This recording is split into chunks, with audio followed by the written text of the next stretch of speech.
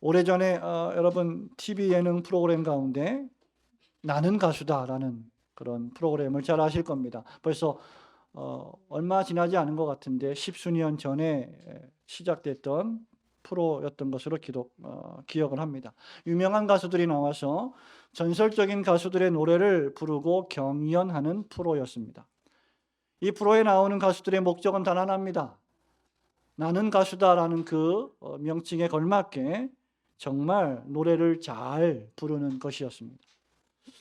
저는 평상시에 참 부러운 게 참 많은데 눈 좋은 사람이 참 부럽고요. 노래 잘 부르는 분들이 정말 부럽습니다. 그래서 찬양대 하시는 분들 참 부러운 분들 가운데 하나입니다. 이 나는 가수다라는 프로그램 이후에 그 이후에 계속해서 뭐 나는 누구누구다 이런 패러디가 등장하기도 한 것을 여러분 잘 아실 겁니다. 저는 말씀을 준비하면서 이런 생각을 해보았습니다. 그렇다면 그리스도인인 나는 누구인가? 그리스도인은 누구인가? 교회는 무엇인가? 나는 그리스도인이다. 나는 신자다. 나는 교회다. 라고 말할 때 교회와 신자의 존재 목적은 과연 무엇이겠습니까? 우리는 그것을 소요리문답, 일문답에서 잘 찾아볼 수 있습니다. 그것은 바로 사람의 제일 되는 목적인데 여러분이 존재하는 제일 되는 목적은 하나님을 영화롭게 하고 그 하나님을 영원토록 즐거워하는 것입니다. 그러므로 오늘 이 아침에 그리스도인으로서 여러분이 드리는 예배는 단순히 종교적이며 의식적인 하나의 행사가 아니라 세상 사람들에게 여러분들이 하나님께 영광을 돌리는 사람이며 그 영광 돌리는 것을 즐거워하고 좋아하는 사람이다라는 사실을 보여주는 전도와 선교의 방편이 되어야 합니다. 지금 다윗이 시편 30편에서 하는 일이 바로 이것입니다. 다윗은 1절에서 자신이 여호와를 높이겠다라고 노래합니다. 그리고 12절에서도 자신이 주를 찬송하며 주께 영원히 감사할 것이다라고 노래했는데 찬송하며 감사한다라는 말은 주님을 높인다라는 뜻입니다. 우리는 이것을 수사학적 표현으로 수미상관법이다라고 하죠. 우리 수능을 보는 친구들 잘 알 겁니다. 수능을 보지 않더라도 수미상관법이라는 단어를 잘 아시죠? 처음과 끝이 똑같다는 말이죠. 시작과 끝이 감사와 찬양으로 시작해서 감사와 찬양으로 끝이 납니다. 시편의 상당 부분들이 바로 이렇게 시작하고 이렇게 끝이 납니다. 왜냐하면 여호와 하나님께서 다윗의 슬픔을 변하여 춤이 되게 하시고 베옷을 벗기고 축제의 옷을 입히시기 때문입니다. 그러므로 그리스도인들에게 있어서 감사와 찬송은 신자의 특징이요 그리스도인의 삶의 방식입니다. 그리스도인 하면 감사하는 사람, 찬송하는 사람이라는 것이죠. 이 시편은 성전 봉헌 또는 성전 낙성식 때 부르는 노래입니다. 성전을 다 건축하고 나서 그 성전에 들어갈 때 그 성전 건축을 완료한 것을 감사하고 찬양하는 노래입니다. 구약의 하나님의 백성들이 성전을 건축하고 봉헌한 이유는 단 하나입니다. 바로 이 성전에서 하나님을 찬양하고 하나님께 감사하기 때문입니다. 마찬가지로 신약 시대의 그리스도인들은 우리의 성전 되신 그리스도 안에서 하나님을 찬양하고 감사합니다.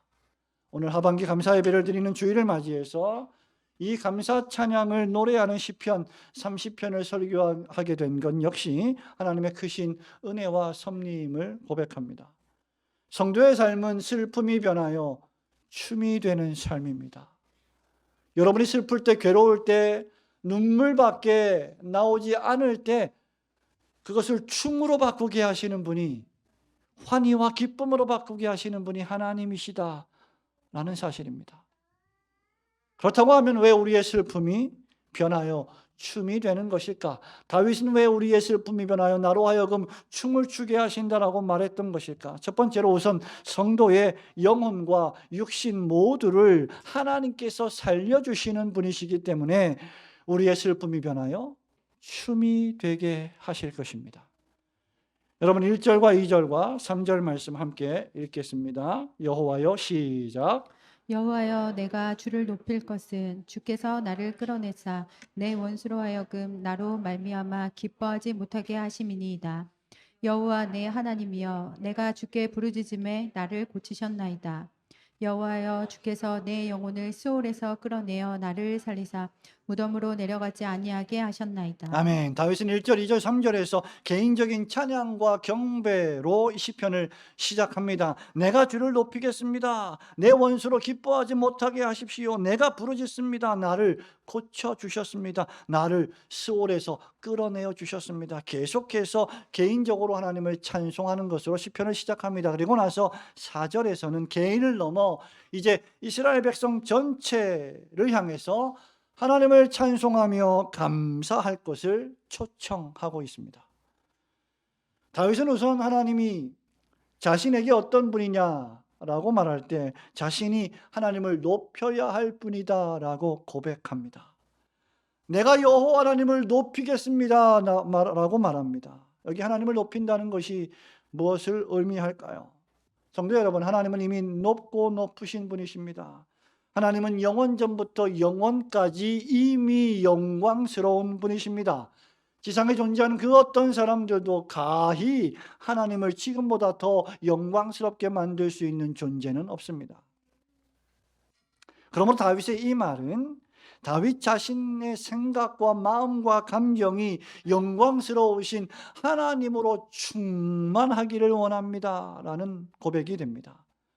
다윗 자신의 노래와 찬양 가운데 하나님을 높이 기리고 노래하겠다라는 뜻입니다. 즉 다윗은 온통 하나님께 집중하고 있다라는 말입니다. 목동이었을 때부터 악기를 연주하며 하프를 연주하며 다윗은 하나님을 찬양하고 하나님을 노래했습니다. 하나님의 찬송과 노래는 다윗의 삶이었고 다윗의 존재의 이유였습니다. 그렇다면 여러분, 다윗은 아무 까닭 없이 이유 없이 하나님을 찬송하는 것일까? 그렇지 않습니다.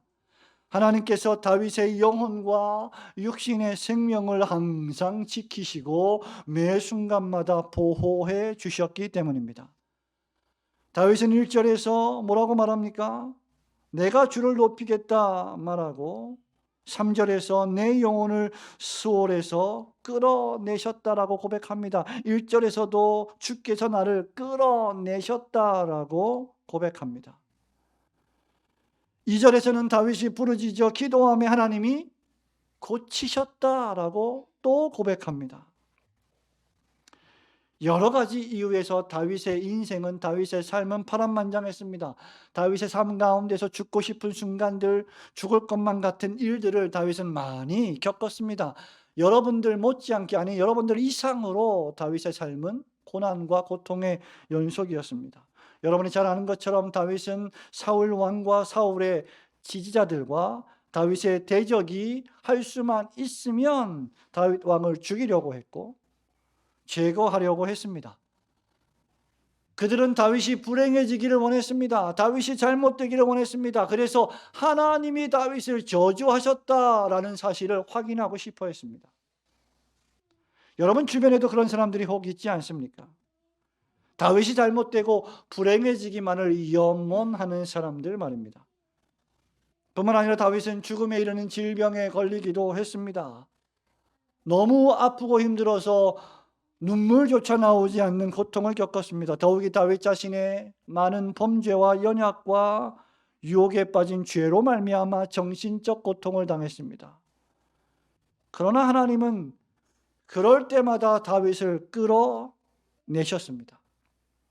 1절에서 다윗은 하나님이 자신을 끌어내셨다라고 고백합니다. 3절에서는 다윗을 스올에서 끌어내셔서 무덤으로 내려가지 않게 하셨다고 했습니다. 여기 끌어낸다는 말은 깊은 웅덩이, 깊은 구덩이에 빠졌는데 스스로는 절대 올라올 수 없는 깊은 구덩이에서 건져 올려내는 것을 뜻합니다. 하나님은 다윗을 죽음의 구덩이에서 끌어내셨습니다. 하나님은 질병에서 다윗을 끌어내셨습니다. 하나님은 범죄 이후에 정신적으로 괴로워하는 다윗을 사죄의 은총을 베푸셔서 그 고통에서 다시 또 끌어내셨습니다. 하나님은 끊임없이 다윗의 마음속에 귓속에 속삭이는 사단 마귀에 네가 그러고도 하나님의 자녀냐? 너는 죽어라. 죽어 마땅한 존재이다라고 하는 악마의 속삭임으로부터 다윗을 끌어내셨습니다. 그러므로 여러분, 시편 147편 3절에서 다윗은 이렇게 노래합니다. 할렐루야, 우리 하나님을 찬양하는 일이 선함이요 찬송하는 일이 아름답도다. 마땅하도다.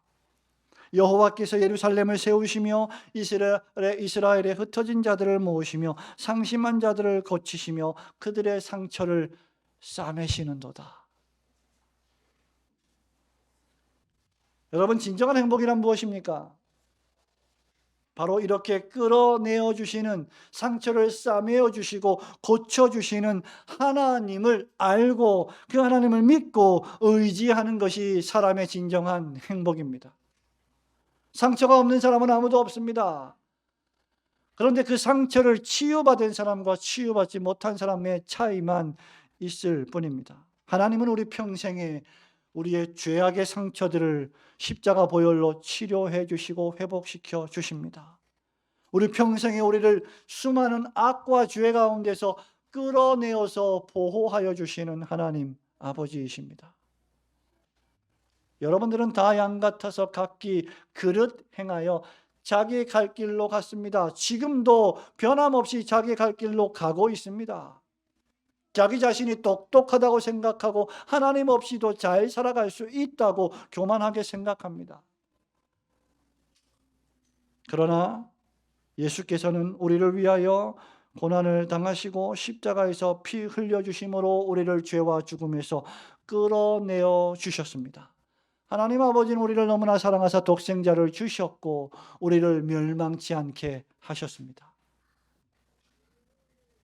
지옥으로 향하여 달려가고 있는, 무덤으로 내려가고 있는 우리들을 하나님은 독생자를 보내사 다시 끌어내어 살려주시고 살아갈 힘과 소망과 용기를 허락하여 주셨습니다. 여러분, 이것이 얼마나 놀라운 은혜입니까? 여러분, 살아오신 삶을 한번 기억해 보시기 바랍니다. 어제 일도 잘 기억이 안 날 텐데 50년, 60년, 70년, 80년, 40년, 30년, 20년 그런 시간들 한번 생각해 보시기 바랍니다. 그 살아온 시간 동안 하나님 한 번도 우리를 실망시키신 적이 없으십니다. 언제나 공평과 은혜로 우리를 지켜주셨습니다. 실로 하나님 아버지는 우리의 슬픔과 눈물을 기쁨과 웃음으로 바꾸어 주신 선하신 아버지이십니다. 그렇게 다윗은 9절에서도 자신이 주를 찬송하며 주의 진리의 말씀을 선포하겠습니다라고 말하는 것입니다.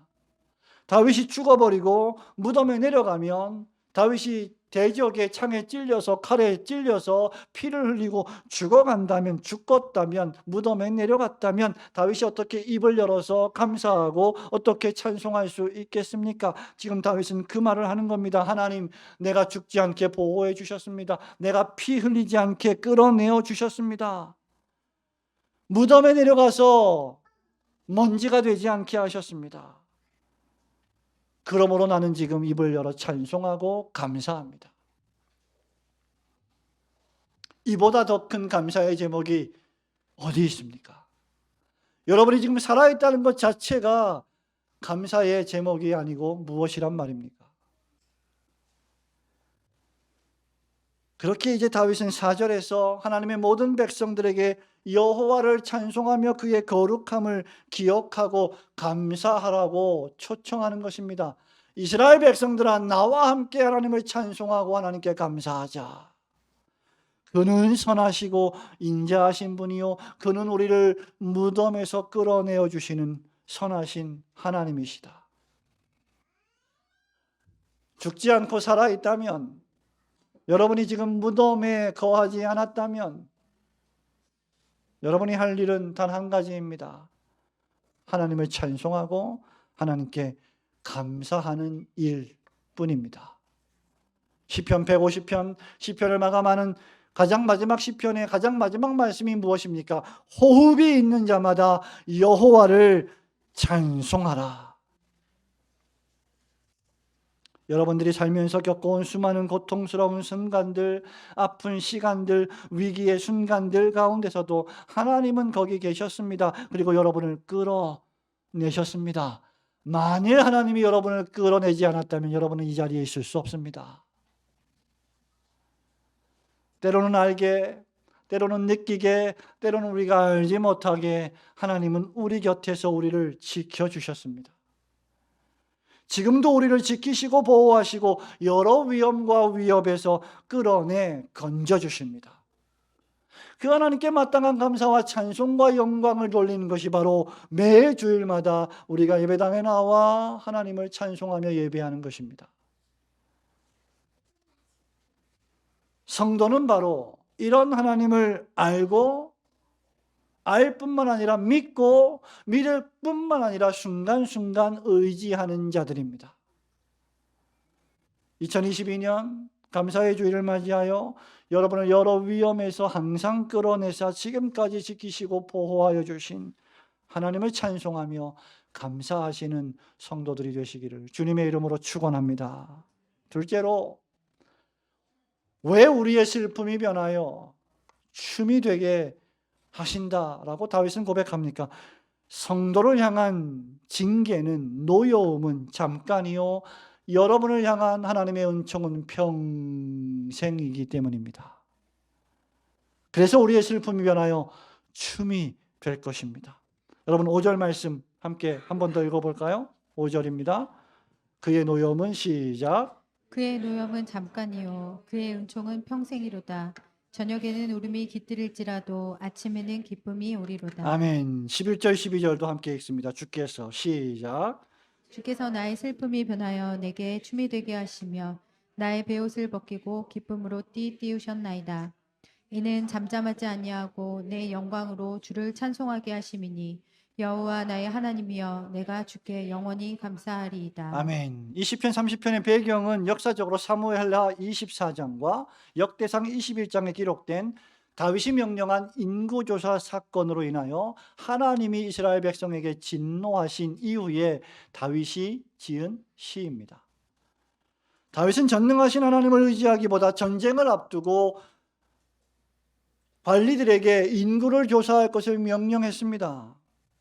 이스라엘 백성의 숫자와 힘을 파악했고 이스라엘 백성들의 인구를 통한 힘과 능력을 평가했고 그것으로 전쟁을 수행하려 했습니다. 그 결과 하나님의 진노와 심판을 받아 수천 명이 죽임을 당하는 비참한 시간들을 맞이해야 했습니다. 하나님은 자기 백성의 불신앙을 책망하시고 징계하십니다. 특별히 지도자들의 불신앙을 책망하고 징계하십니다.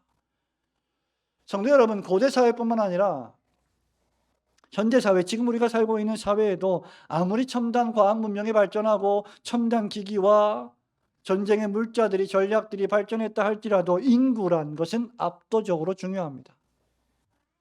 인구가 많아야 일도 합니다. 인구가 많아야 나라도 지킵니다. 인구가 많아야 병사들도 뽑습니다. 군사도 모집합니다. 그러므로 인구란 매우 중요합니다. 교회도 숫자가 많아야 일도 많이 하고 많은 영향을 끼칠 수 있습니다. 힘도 많이 나는 것이 당연한 일입니다. 그래서 목사들이 그렇게 교회가 커지기를 바라는지도 모르겠습니다. 여러분은 어떠합니까? 그러나 여러분, 하나님에게는 숫자가 큰 문제가 되지 않습니다. 하나님에게 중요한 문제는 하나님을 믿고 의지하는 신앙입니다. 다윗이 이 일에 실패한 것입니다. 다윗의 잘못된 인구조사 때문에 이스라엘 백성은 하나님의 진노하심에 따른 큰 고통을 겪어야 했습니다. 하나님이 가장 싫어하시는 것이 불신앙이요 교만입니다. 만만의 군대보다 하나님을 더 의지해야 합니다. 다윗이 그랬습니다. 여러분, 다윗이 소년 목동이었을 때 얼마나 그가 하나님을 의지하며 늑대를 물리치고 사자를 물리쳤습니까? 자신의 양떼를 얼마나 지켜왔습니까? 블레셋의 골리앗 장군을 만났습니다. 다윗은 골리앗을 향하여 어떻게 고백합니까? 사무엘상 17장 45절에서 내가 칼과 단창으로 내게 나오나 나는 만군의 하나님 여호와의 이름 이스라엘의 군대의 하나님의 이름으로 내게 나아간다. 성도 여러분, 적들이 수많은 무기와 물자로 공격해 올 때 하나님의 백성들은 여호와의 이름으로 상대하는 것입니다. 우리의 싸울 곳은 혈과 육이 아니기 때문입니다. 공중 권세 잡은 자들과 싸우는 싸움이기 때문입니다. 그러나 왕이 돼서 다윗은 순간순간 이 하나님을 잊어버렸습니다. 이스라엘의 군대의 하나님, 홍해바다의 바로의 군대의 그 막강한 병거들을 수장시켜 버리신 하나님, 아무것도 없이 이스라엘 백성들을 구원하신 그 하나님을 망각했습니다. 하나님보다 군대를 의지했습니다. 말과 병거를 의지했습니다. 숫자를 의지했습니다. 이것이 다윗의 문제였고 이것이 오늘날 현대 그리스도인들의 동일한 문제입니다. 오늘날 교회도 하나님보다 숫자를, 건물을, 돈을 더 의지할 수 있습니다.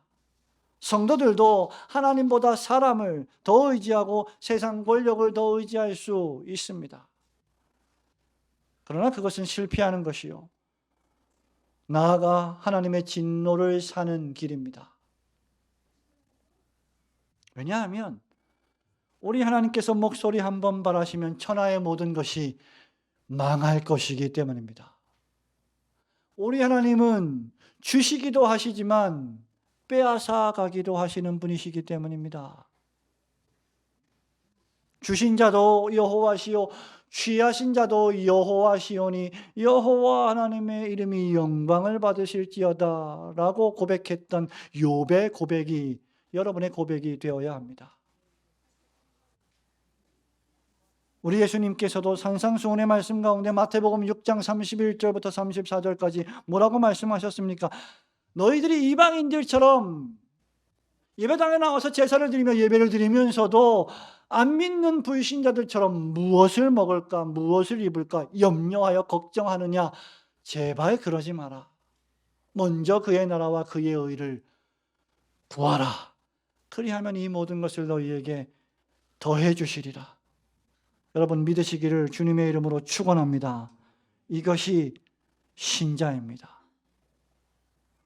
다윗은 이에 실패했고 다윗과 이스라엘 백성들은 하나님의 진노를 샀고 고통을 당해야 했습니다. 그럼에도 불구하고 다윗은 절망하지 않습니다. 왜냐하면 하나님의 자녀들에게 하나님의 진노와 심판은 영원한 것이 아니기 때문입니다. 여러분이 당하는 고통이 있습니까? 아픔이 있습니까? 괴로움이 있습니까? 질병이 있습니까? 그것이 아프고 괴로운 이유는 무엇일까요? 끝이 언제인지 알지 못하기 때문입니다. 끝이 언제인지 안다면 그것은 결코 괴로운 일이 되지 않습니다. 이 전쟁이 언제 끝날지 알고 있다면, 이 고통이 언제 끝날지 알고 있다면 그것은 하등의 문제가 되지 않습니다. 끝날 것이기 때문이죠. 성도 여러분, 다윗의 고백을 보십시오. 5절에 그의 노여움은 잠깐이요 그의 은총은 평생이로다. 저녁에는 울음이 깃들일지라도 아침에는 기쁨이 오리로다. 성도 여러분, 흑암이 가득한 고통과 괴로움 순간 속에서도 로마 가톨릭 교회의 잔인한 압제와 핍박과 죽음의 고통 가운데서도 루터와 칼빈이 종교개혁을 단행할 수 있었던 이유도 바로 여기에 있습니다. Post tenebras lux, 어두움 후에 빛이 온다. 그것이 종교개혁자들의 소망이었습니다. 여러분, 이것이 바로 인간의 불신앙과 여러분의 범죄에 대한 하나님의 대처 방식입니다. 하나님은 당신의 백성들을 자녀처럼 사랑하십니다. 아들처럼 간주하십니다. 그러므로 이 말씀은 성도를 향하신 놀라우신 사랑의 표현입니다. 여러분을 향하시는 하나님의 사랑은 여러분의 범죄에 따른 하나님의 불쾌감을 압도합니다. 자녀된 여러분, 여러분을 향한 부모님의 징계는 여러분을 향한 부모님의 사랑에 조금도 문제가 되지 않습니다. 여러분을 향한 사랑이 여러분을 향한 징계와 훈련을 압도하기 때문입니다. 하나님의 백성들에게 노여움은 잠깐입니다. 고통은 잠깐입니다. 질병도 잠깐입니다. 죽음도 잠깐입니다. 그러나 은총은 평생입니다. 범죄한 자녀들로서 우리는 하나님으로부터 그 어떤 자비도 은총도 축복도 받을 자격은 사실 하나도 없습니다. 허물과 죄로 죽어버렸기 때문입니다. 우리가 받을 것은 하나님의 진노와 심판밖에 없었습니다. 그럼에도 불구하고 하나님은 자기 백성들에게 참으로 자비로우십니다. 집들마다 저녁에는 질병과 고통과 죽음과 사건과 사고 가운데 울음이 깃들인다 할지라도 새 아침은 오고야 말 것입니다. 승리와 기쁨과 환희에 찬 웃음소리가 집들마다 가득할 것입니다. 하나님이 진노를 멈추셨고 그 모든 진노를 오실 메시아 예수 그리스도에게 쏟아 부으심으로 다윗과 다윗 왕국을 회복시켜 주셨습니다. 11절에서 하나님께서 슬픔이 변하여 춤이 되게 하셨고 베옷을 벗기고 축제의 옷을 입혀 주셨습니다. 여러분, 여기 베옷이란 무엇을 의미합니까? 장례식장에서 입는 옷입니다. 슬픔의 옷입니다. 원문대로 표현하자면 아름답고 화려한 옷이 아닙니다. 예쁜 옷이 아닙니다. 파티복이 아니죠. 부대자루, 마대자루와 같은 옷을 걸친 것을 의미합니다. 그 옷을 벗기시고 하나님은 우리의 몸에서 슬픔과 고통과 메마른 옷을 벗기시고 기쁨과 즐거움의 옷을 입혀 주셨습니다. 예수 그리스도의 의의 흰 옷, 아름다운 옷, 거룩의 옷을 입혀 주셨습니다. 그 옷을 입혀 주셔서 여호와 하나님을 찬송하며 감사하게 하십니다. 그 어떤 아름다운 여자도, 그 어떤 멋진 남자들도 이 옷을 입지 않으면 그저 베옷을 입은 것과 다를 바가 없습니다. 그렇게 시인은 시편 126편 5절과 6절에서 이렇게 인내하면서 하나님을 섬겨야 할 이유를 노래합니다. 눈물을 흘리며 씨를 뿌리는 자는 기쁨으로 거두리로다. 울며 씨를 뿌리러 나가는 자는 반드시 기쁨으로 그 곡식단을 가지고 돌아오리로다. 사도 바울은 신약에서 이런 고난과 고통의 삶의 가치를, 그리스도인들이 이 세상을 살아가면서 받는 고난과 고통의 인생의 길의 가치를 고린도후서 4장 17절 18절에서 이렇게 평가합니다. 우리의 잠시 받는 환난에 경한 것이 지극히 크고 영원한 영광에 중한 것을 우리에게 이루게 함이니 우리가 주목하는 것은 보이는 것이 아니요 보이지 않는 것이니 보이는 것은 잠깐이요 보이지 않는 것은 영원함이라. 성도의 삶에서 징계와 노여움은 잠깐이요 은총은 평생임을 깨닫고 언제나 우리에게 은혜를 베푸시는 하나님을 찬송하고 감사하시는 성도들이 되시기를 주님의 이름으로 축원합니다. 사랑하는 우리 올고등교 성도 여러분, 한번 따라해 보실까요? 우리의 슬픔이 변하여 춤이 되리로다.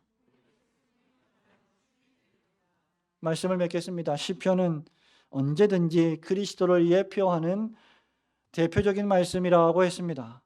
이 시편은 다윗의 후손으로 오신 메시아 그리스도 예수를 예표합니다. 우리 예수님께서는 어떠하십니까? 다윗처럼 전능하신 제2위 성자 하나님 높으신 분이셨지만 언제든지 아버지 하나님을 의지하셨습니다. 우리 예수님은 죄가 없으신 분이셨지만 우리 죄를 대신 지시고 십자가에서 하나님의 진노를 당하셨습니다. 주님은 겟세마네 동산에서 눈물을 흘리며 기도하는 깊은 밤을 보내셨습니다. 많은 고난을 당하셨고 십자가에 못 박혀 돌아가셨고 스월과 같은 무덤에 내려가 장사 지낸 바 되셨습니다. 그러나 하나님 아버지께서는 독생자 예수 그리스도를 죽은 지 사흘 만에 다시 살리셨고 높이 올리셔서 하나님 보좌 우편에 앉게 하셨습니다. 그리고 이제 주님께서는 하나님 보좌 우편에서 우리를 초청하사 하나님의 보좌에서 그리스도와 함께 온 세상을 다스리며 또한 하나님의 은혜의 승리와 동시에 우리 대적 사단 마귀의 침묵과 패배를 기억하며 하나님을 찬송하고 감사할 것을 촉구하고 계십니다. 안식일을 기억하여 거룩히 지키는 것은 바로 이 하나님의 은혜를 기억하는 행위요, 이 하나님의 십자가 승리로 말미암아 사단이 패배한 것을 찬송하며 아버지께 영광 돌리는 축제의 시간입니다. 슬픔이 변하여 춤이 되는 시간입니다. 감사와 찬양은 그렇기 때문에 하나님의 구원받은 백성들의 가장 큰 특징입니다. 그렇게 여러분 하반기 감사 예배 때 우리 온 세대 찬양대가 특별히 편곡된 찬양으로 어렵게 연습해서 멋진 찬양을 하나님께 올려드리는 것이 아닙니까? 우리의 영혼과 육신 모두를 살게 하셨고 모든 위험과 죽음의 위협 가운데서 지금까지 지켜 보호하여 주셨고 노여움은 잠깐이요 은총은 평생 베푸시는 여러분의 아버지 하나님께 모든 찬송과 영광을 돌리시기를 주님의 이름으로 축원합니다.